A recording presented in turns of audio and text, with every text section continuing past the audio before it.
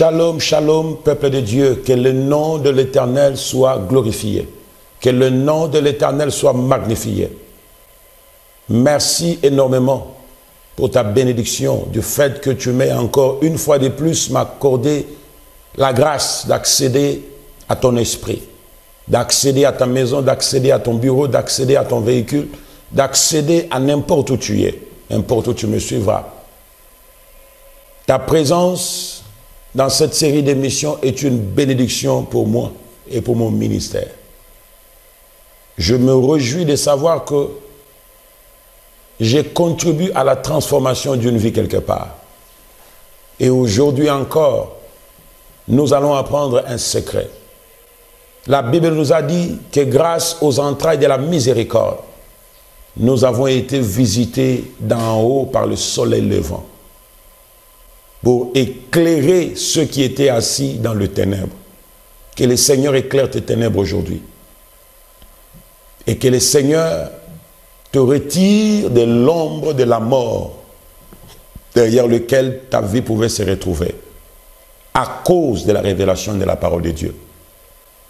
David a dit, aie égard à ton alliance, car les lieux sombres du pays sont devenus le repère des brigands. Si ta vie était dans les ombres de la vie, les ombres des mystères des hommes, les ombres des occultistes, les ombres des incantations et des prières maléfiques et sataniques, par la révélation de la parole, que le Seigneur Dieu t'y retire et qu'il t'établit sur du solide.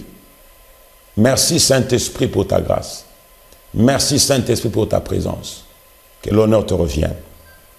Ce matin encore, ou aujourd'hui, je vais encore te parler sur le mystère du matin.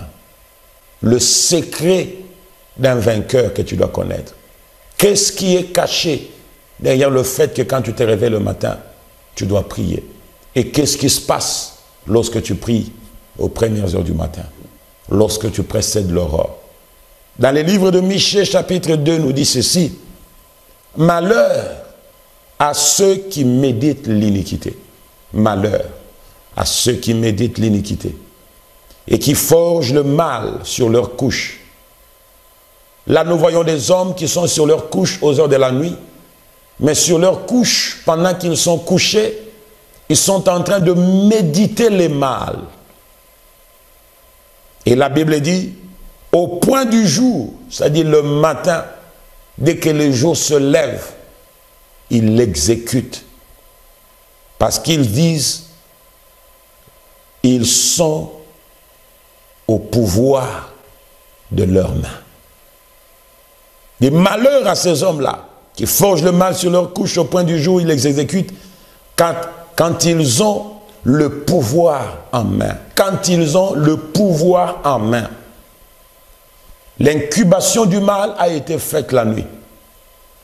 L'incubation du malheur a été faite la nuit. Et le pouvoir de matérialiser et de manifester ce qui a été forgé la nuit, planifié la nuit, la Bible nous dit, c'est au point du jour.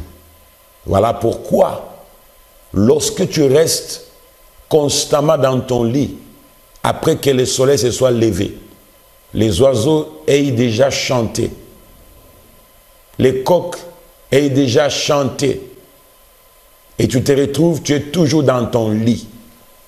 Voilà c'est à quoi tu risquerais d'être confronté. Aux heures de la nuit, ils méditent le mal. Au matin, quand ils ont le pouvoir à leurs mains, ils arrivent à accomplir ce qu'ils voulaient. Qu'est-ce qu'ils font lorsque le jour vient, après qu'ils aient médité pendant les heures de la nuit leur malheur? Premièrement, ils convoitent des champs et ils s'en emparent. Des maisons et ils les enlèvent. Ils portent leur violence sur l'homme et sur sa maison, sur l'homme et sur son héritage. C'est pourquoi ainsi parle l'Éternel. Voici, moi aussi, je médite un malheur contre eux. Tu es l'instrument par lequel Dieu va aussi apporter le malheur, exporter le malheur à ceux-là qui méditent le malheur contre ta vie. Le matin, bien-aimé, c'est le temps de relâcher aussi des malheurs à ceux qui te veulent du mal, à ceux qui méditent le mal contre ta vie. Toute la nuit, ils ont commencé à dire, nous allons le désapproprier de son champ. Nous allons le désapproprier de sa maison. Nous allons le désapproprier de son héritage. Nous allons le rendre l'orphelin, l'orpheline misérable. La nuit, ils ont médité. Mais le matin, comme je t'ai dit l'autre fois, demande à Dieu d'avorter leur projet, d'avorter leur méchanceté, d'avorter leur plan satanique, d'avorter ce qu'ils sont en train de planifier. Le champ, c'est le symbole de ton héritage. Tu te souviens de Naboth? Naboth avait un champ qu'il gardait comme un héritage. Mais un jour, un certain roi a convoité le champ de Naboth. Ce roi s'appelait Akab. Naboth lui a dit, même si tu me donnais les doubles et les triples, même si tu faisais quoi, je ne peux pas. Pourquoi? Parce que vendre ce champ, c'est vendre mon identité, c'est vendre mon héritage, c'est vendre, c'est trahir mes pères. Le champ, c'est quelque chose qui te connecte à ton identité. C'est ça qui fait ton identité, c'est ça qui fait ta force. Quelle est la chose que ton ennemi est en train de regarder dans ta vie? Quand il la voit dans ta vie, il n'est pas content. Quand il la voit dans ta vie, il n'est pas satisfait. Il veut l'acquérir. Et quand tu ne connais pas, il est en train de méditer. Oh, mon bien-aimé, mon peuple est détruit parce qu'il lui manque la connaissance. Au cas où tu ne le sais pas, il y a des choses que quand Satan te regarde, il les convoite dans ta vie. Il veut que tu les perdes. Tu as ces choses, des fois tu ne te rends pas compte. Tu as ces choses, des fois tu ne les réalises pas. Mais Satan est assoiffé à dire, je veux convoiter la chose. Je veux la chose, qui lâche la chose. Souviens-toi de l'histoire du corbeau et le renard. L'autre avait quelque chose de précieux. Mais de l'autre côté, l'autre aussi désirait la chose. Ne lâche pas la chose que tu as. Naboth a dit, je ne peux pas. Malgré que tu sois roi, je ne peux pas. Voilà la femme de ce roi. Ayant vu son mari attristé, après lui avoir raconté l'histoire, elle a dit, calme-toi. N'est-ce pas, tu es le roi, je te donnerai la chose. Va manger, repose-toi. On a commencé à méditer le mal. Elle a rassemblé les fils de Bélial. Ils ont même fait un jeûne. Oh, le monde est méchant. Les sorciers, les occultistes, les satanistes sont mauvais. Quand ils veulent arriver à leur fin, ils sont prêts à tout, même à jeûner et à faire des imprécations, séjurant les uns les autres. C'est là où j'ai dit, mon frère, ce monde est vécu par des mystères. Si ceux de l'autre côté, tes ennemis, sont encore à mesure d'aller, de monter, de faire monter la chose d'un cran à un certain niveau, et toi tu restes, tu croises les bras, pensant que les choses vont se passer seulement comme ça, oh, tu te trompes. C'est là aussi, toi, tu dois aussi être violent. C'est pourquoi Dieu dit, malheur, je le dis encore, malheur à ceux qui méditent le mal sur leur couche. Et ce matin, j'ai dit, malheur à tous ceux-là qui méditent le mal contre toi. Malheur à tous ceux-là qui sont en train de monter des stratégies. Malheur à tous ceux-là qui sont en train de monter des plans sataniques, des plans occultes pour te désapproprier de la petite chose que tu as. Malheur à tous ceux-là. Tu as une petite propriété quelque part. C'est le seul héritage que tu as. Mais il y a des hommes qui se disent, non, nous souhaitons qu'il meure pour qu'on lui prenne le petit héritage là. Malheur à ceux-là. Ils te précéderont dans la tombe. Tu vivras au nom de Jésus-Christ. Malheur à ceux-là qui sont en train de souhaiter ta mort pour que tes enfants restent des orphelins.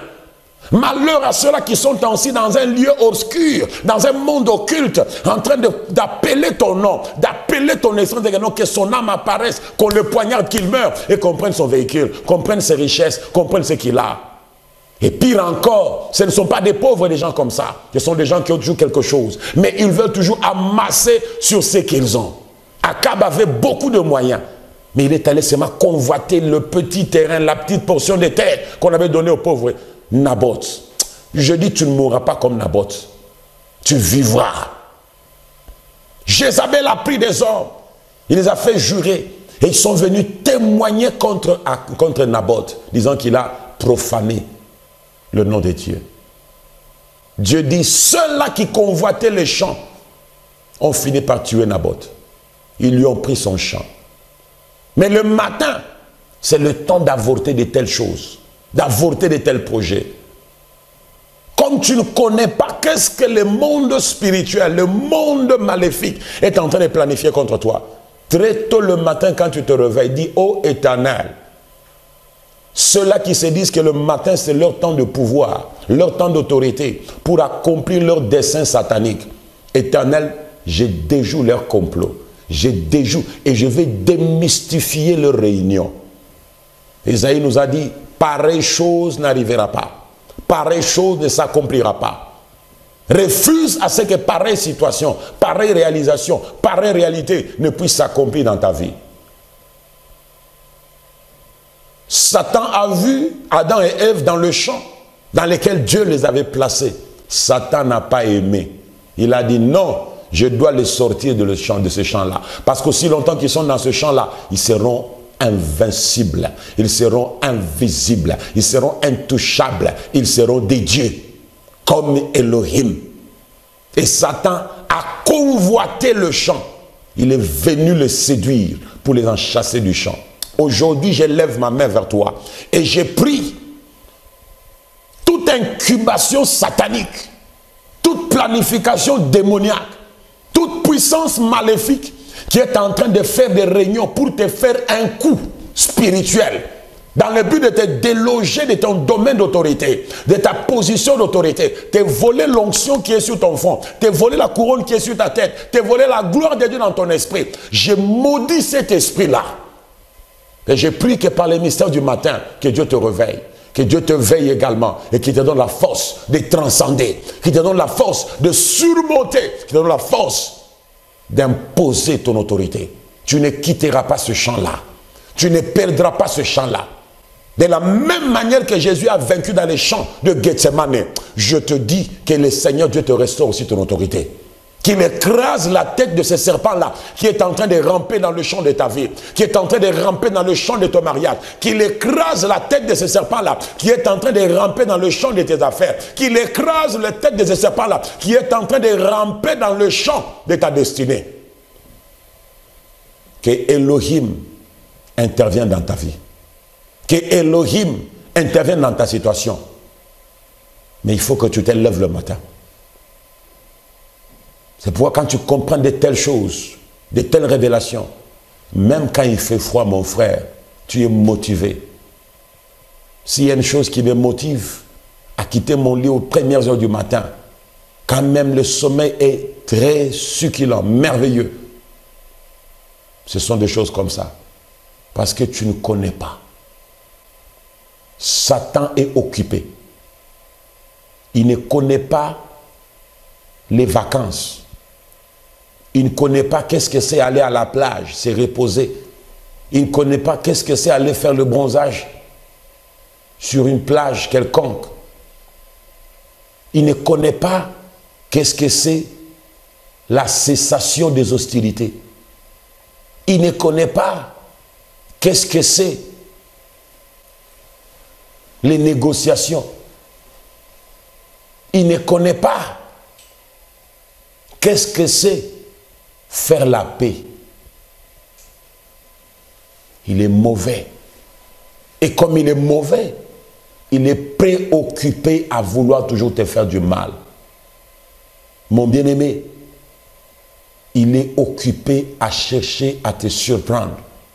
Mais quand tu en as aussi l'occasion, fais de ton mieux. Surprends-le aussi. Dès le matin, relâche des malheurs. Dès le matin, relâche. Quelle est la chose que l'on est en train de convoiter dans ta vie? Quelle est la chose que l'on cherche à te voir perdre? Moi, je te dis que tu ne perdras pas la chose là. Moi, je te dis que tu garderas la chose là. Moi, je te dis que cette chose-là, tu ne la perdras pas. La main de l'Éternel sera sur toi. On dit, il s'empare des maisons. Il y a des gens, ils sont en train de méditer de prendre ta maison en otage. Ta maison, ils veulent la prendre en otage. Qu'ils amènent leur agenda, qu'ils amènent leur loi dans ta maison. Voilà autant, cette maison ne dépassera jamais les caps d'un budget d'autant.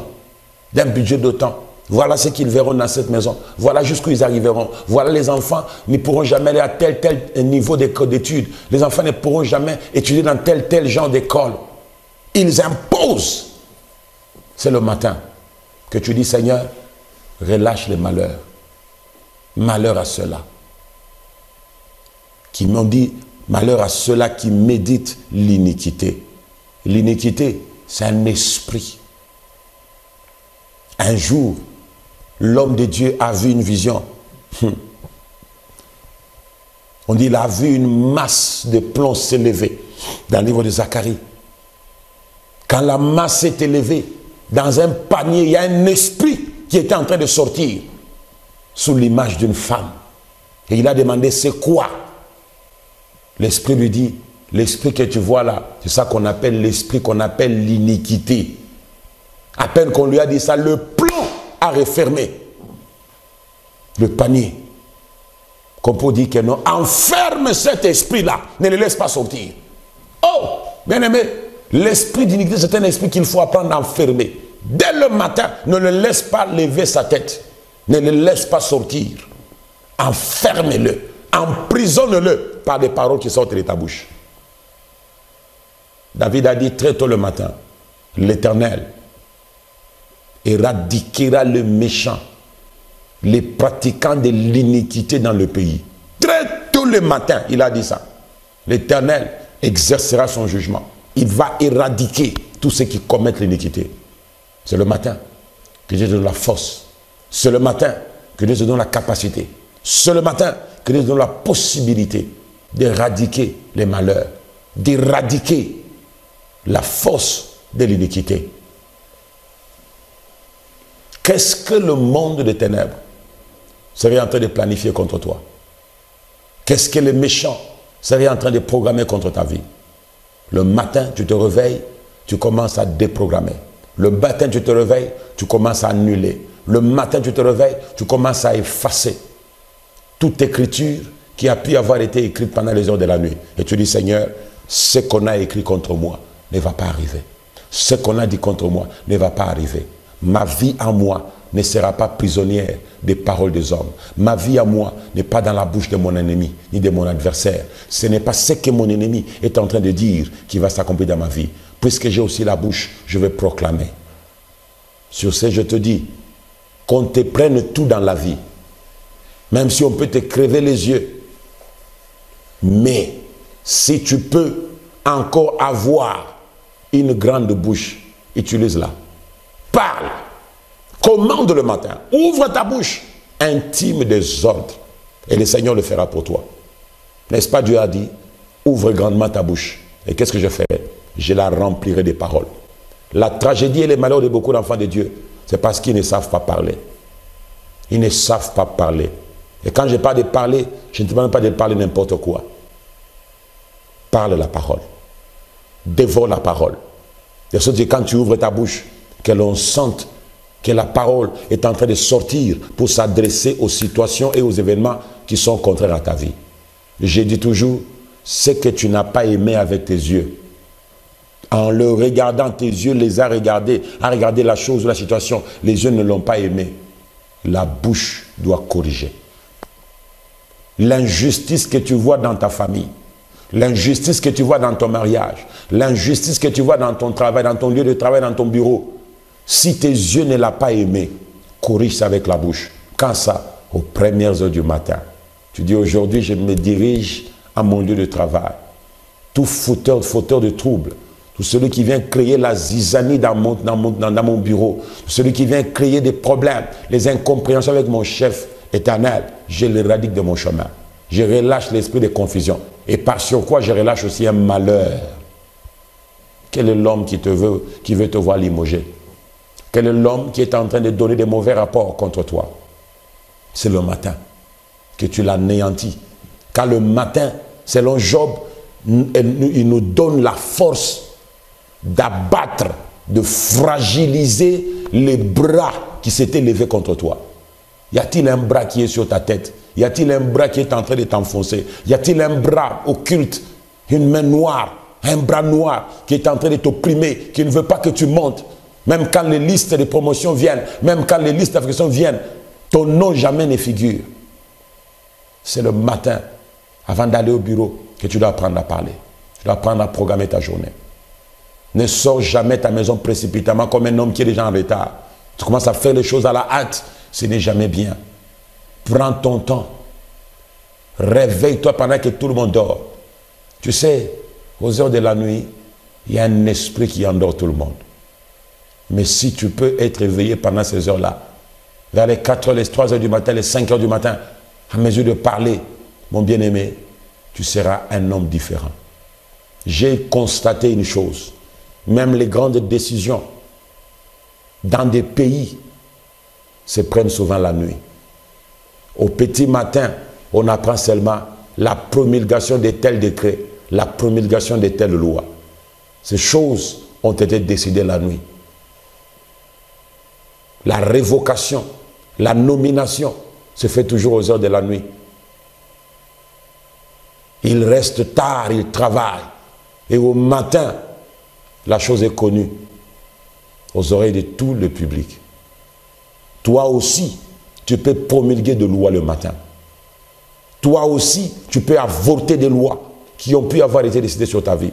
Toi aussi, tu peux révoquer les décrets, les sentences qu'on a pu proclamer sur ta vie en disant que tu ne vivras pas longtemps, en disant que tu ne seras jamais marié, en disant que tu ne verras jamais le bonheur, en disant que tu ne tiendras jamais un bébé dans tes bras.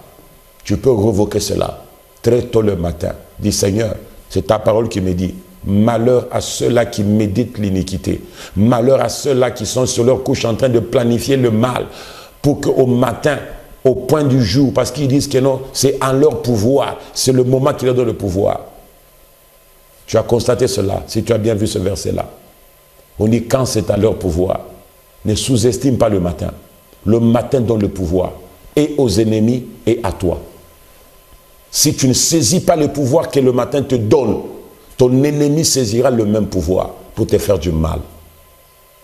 J'ai dit, le temps est neutre. Winston Churchill a dit une chose. Il a dit, le temps est neutre. Mais ça peut devenir un allié puissant au service de quiconque le prend ou l'enrôle à sa faveur.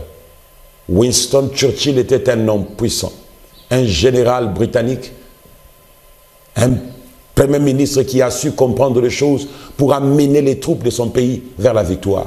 Et il a compris la notion du temps. Il a dit, le temps n'appartient à personne.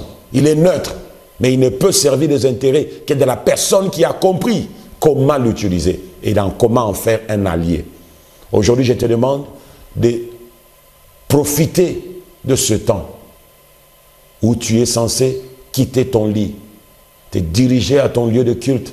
Si tu as une église d'attache, si tu n'as pas d'église d'attache, même dans ta chambre, va dans ton salon, fais les 100 pas. Si tu n'as pas, tu ne veux pas déranger les gens, sors même de ta maison. Dans ta véranda, dans ta parcelle, commence à faire les 100 pas. J'encourage cela à mes enfants et je leur dis, ce sont des prières prophétiques. Et quand tu les fais, bien-aimé, Dieu sera en train de faire quelque chose pour toi. Je te bénis encore aujourd'hui.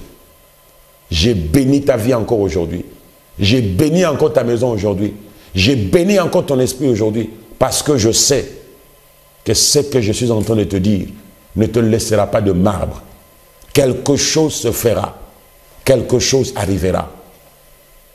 Que cette révélation de la parole commence à éclairer ta vie. Que cette révélation de la parole commence à éclairer ta destinée. Que cette révélation de la parole commence à te bousculer, à te challenger, à te défier. Tu as longtemps dormi. Tu as beaucoup dormi. Tu as beaucoup croisé les bras. N'est-ce pas, Proverbe a dit, je suis passé près du champ d'un paresseux. Qu'est-ce que j'ai constaté? Le champ était plein de ronces, plein d'épines. Et j'ai compris un peu d'assoupissement, un peu de sommeil. Et la pauvreté te surprendra comme un voleur. Qui est le voleur? C'est Satan. Ça veut dire que nous, les voleurs, ne viennent que pour dérober, égorger et détruire. Mais moi, le Fils de l'homme, je suis venu afin que mes brebis aient la vie. Non pas seulement qu'il ait la vie, mais qu'il ait en abondance. Plus qu'abondante. C'est à ça que Dieu t'a préparé. Dieu t'a préparé à une vie, non pas seulement abondante, mais plus qu'abondante. C'est le matin que tu recouvres ton couronne, ta couronne plutôt. C'est le matin que tu recouvres ta gloire. C'est le matin que tu recouvres l'honneur que tu as pu avoir perdu. C'est le matin que tu sécurises ton champ. C'est le matin que tu avortes les stratégies de t'amener une mort soudaine. C'est le matin que tu échappes aux complots et aux imprécations des esprits de Jézabel. C'est le matin que tu échappes aux convoitises du roi Akab de te prendre le seul champ que tu as, le seul bien que tu as, la seule grâce que tu as, le seul ministère que tu as. C'est le matin que tu combats pour ce que Dieu t'a donné. C'est le matin que tu restes dans ton QG, ton Éden, ton Gethsemane. C'est le matin que tu as la force d'écraser la tête de ce serpent-là. C'est le matin que tu as la puissance de fouler sur les dragons. Ainsi, reçois cette force, reçois cette puissance. Je te bénis et je crois que ce message a été un réconfort. Je crois que ce message a été un encouragement pour toi. Tu es un homme béni. Tu es une femme bénie. Ainsi, je vais prier pour toi.